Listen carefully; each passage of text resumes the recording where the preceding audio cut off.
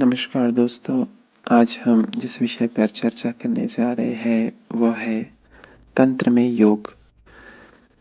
जीवात्मा का विकास जीवन के उत्कर्ष पर निर्भर करता है। जीवन में शक्ति और प्राणों का संवर्धन योगाभ्यास से सरलता से प्राप्त कर सकते हैं। योग मार्ग हमें भक्ति और मुक्ति दोनों को प्राप्त कराता हुआ परम आनंदमय जीवन अर्थात मुक्त अवस्था को प्राप्त करा देता है। शास्त्रों में देखने, सुनने और विचार करने से पता लगता है कि तांत्रिक साधना ही प्रधान योग मार्ग है।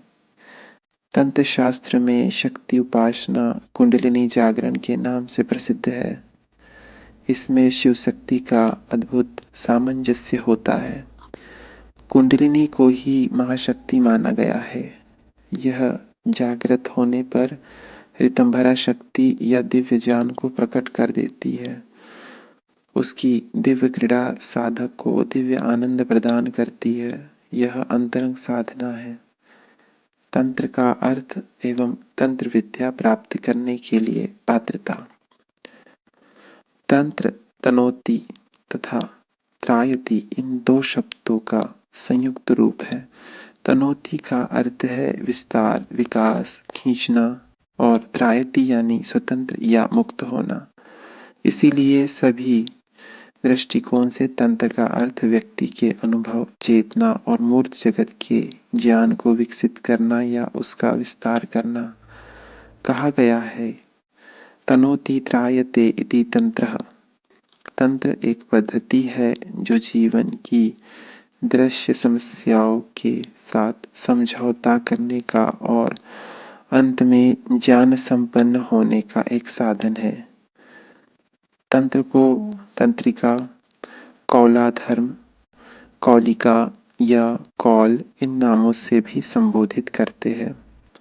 तंत्र विद्या के ज्ञान के लिए दीक्षा अर्थात उपयुक्त एवं श्रेष्ठ गुरु से दीक्षित होना एवं अधिकारी होना आवश्यक है। यह तंत्र ज्ञान की प्राप्ति के लिए अनिवार्य है।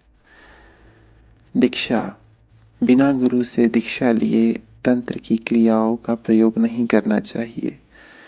तंत्र की साधनाओं को यदि बिना गुरु के मार्गदर्शन के किया जाए तो वे फल नहीं देती, वरन विपरीत प्रभाव की संभावनाएं रहती है।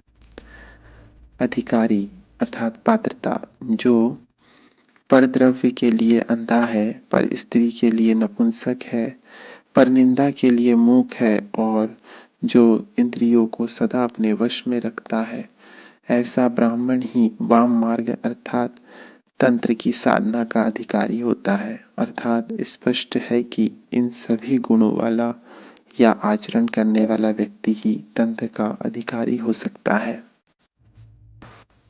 तंत्र का उद्देश्य। तंत्र साधना के उद्देश्य के संदर्भ में स्वामी सत्यानंद सरस्वती कहते हैं, तंत्र साधना का उद्देश्य शक्ति की गतिविधि को नीचे की ओर से तथा बाह्य क्रियाकलापों के विपरीत दिशा की ओर ले जाना और व्यक्ति को आंतरिक एवं ऊर्ध्वगामी मार्ग द्वारा उच्च चेतना की ओर लौटाना है अर्थात मोक्ष प्राप्ति है। तंत्र साधना के उद्देश्य को तत्व वैशारदी में वाचस्पति मिश्र ने भिन्न रूप में व्यक्त किया है। जिससे अभ्युदय तथा निःश्रेयस अर्थात मोक्ष के उपाय बुद्धि में आते हैं, वह आगम कहलाता है। अभ्युदय का अर्थ लौकिक उन्नति या प्रगति है। तंत्र से इसकी प्राप्ति होती है। निःश्रेयस का अर्थ मोक्ष अर्थात तंत्र साधक को अंतिम अवस्था में पहुंचाना है।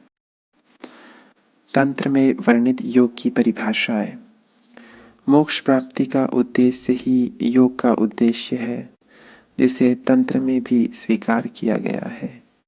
शारदा तिलक में वर्णित है, योग शास्त्र के विशारद विद्वज्जन जीव और आत्मा के एक हो जाने का नाम योग है।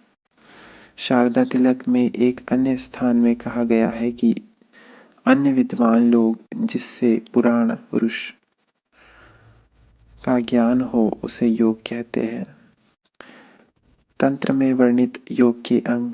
शारदा तिलक में वर्णन है कि काम, क्रोध, मोह, लोभ, मद और मत्सर 6 शत्रुओं को जीतकर तब योग का अभ्यास करना चाहिए। काम, स्त्री भोगादि को जो अभिलाषा है वही काम है। क्रोध, प्राणियों को पीड़ा पहुंचाने का नाम क्रोध है। लोभ, धनादि की अतिशय आकांक्षा का नाम है मोह।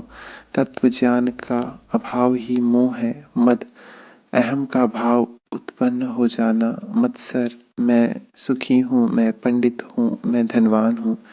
ये ही सब दुखों के कारण है और ये ही आत्मस्वरूप का विचार करने में बाधा पहुंचाते हैं। इनका दमन करने के लिए योग के अष्टांग का अभ्यास करना पड़ता है। शारदा तिलक में वर्णित अष्टांग योग। शारदा तिलक के भाग 2 में 25वें पटल में अष्टांगों का वर्णन है, जो कुछ इस प्रकार है। योगी जन योग के अष्टांगों के अभ्यास से इन कामादि विकारों को जीतकर योग की प्राप्ति करते हैं। यम, नियम, आसन, प्राणायाम, प्रत्याहार, धारणा, ध्यान, समाधि को योग का 8 अंग कहा गया है। ये अष्टांग योग सिद्धि के साधन है। अहिंसा, सत्य, अस्तेय, ब्रह्मचर्य, कृपा, आर्जव, क्षमा, धैर्य, परिमिति, आहार और शौच, ये 10 यम कहे गए हैं। तप, संतोष, अस्तिक्य, दान, देव पूजन, सिद्धांत श्रवण, लज्जा, मति, जप एवं होम, ये 10 नियम योग शास्त्र विशारदों के द्वारा नियम कहे गए हैं।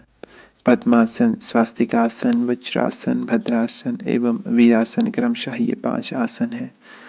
प्राणायाम के संदर्भ में वर्णन है कि योगी का सर्वप्रथम इड़ा नाड़ी से 16 मात्रा काल पर्यंत बाहरी वायु को भीतर की ओर खींचे तो वह पूरक प्राणायाम कहा जाता है। पुनः उस खींची हुई वायु को सुषुम्ना के मध्य में 64 मात्रा काल पर्यंत करे तो वह कुंभक कहा जाता है। फिर उस धारण किए गए वायु को 32 मात्रात्मक काल में बाहर निकाल देवे तो रेचक प्राणायाम कहा जाता है। इसी को योग शास्त्र विशारद प्राणायाम कहते हैं। प्रत्याहार के संदर्भ में वर्णन है कि ये इंद्रियों विषयों में दौड़ता रहने से निरंतर चलती रहती है।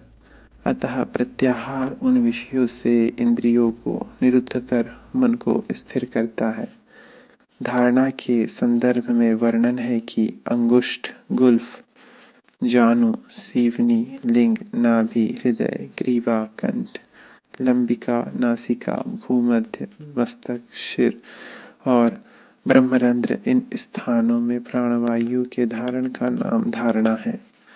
ध्यान के संदर्भ में वर्णन है कि भीतर रहने वाले चैतन्य युक्त चित्त को मन के साथ समाहित कर अपनी आत्मा में अपने अभिष्ट देवता का ध्यान करना।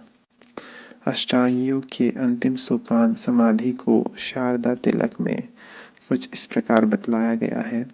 जीवात्मा और परमात्मा में निरंतर समत्व की भावना त्याग को मुनियों ने समाधि कहा है।